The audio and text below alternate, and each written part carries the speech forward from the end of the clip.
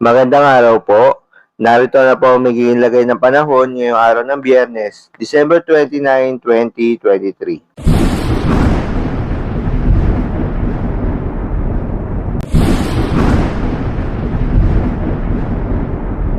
Sa kasalukuyan nga ayon sa Pag-asa, patuloy pa ring umiiral itong northeast monsoon o hanging amihan sa malaking bahagi ng Luzon, partikular na sa northern at central Luzon.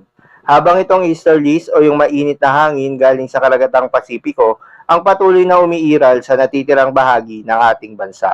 Magandang balita naman dahil walang binabantayan na low pressure area o bagyo sa loob at labas ng ating Philippine Area of Responsibility na maaaring makaapekto sa ating bansa within the next 2 to 3 days. Ibig sabihin, storm-free po tayo hanggang sa matapos ang taon na ito.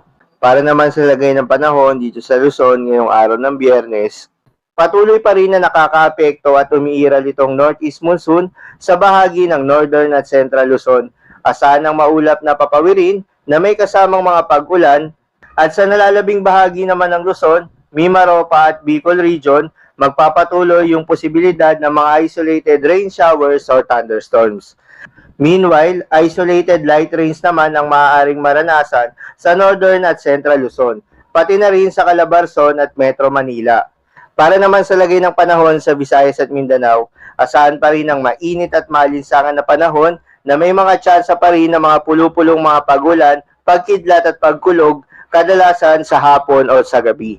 Iba yung pag-iingat po sa ating mga kababayan na inuulan na ang kanilang lugar noong mga nakaraang araw pa. Kaya naman huwag kalimutan na magdala ng payong o anumang pananggalang sa ulan kapag lalabas ng kanilang mga tahanan. Para naman sa lagay ng mga dagat baybayin, magandang balita po ayon sa Pag-asa ay wala na pong nakataas na gale warning sa anumang seaboards ng ating bansa. Pero asahan dito sa may northern Luzon, eastern section ng Luzon, Visayas at Mindanao, asahan ng moderate to rough na kondisyon ng karagatan.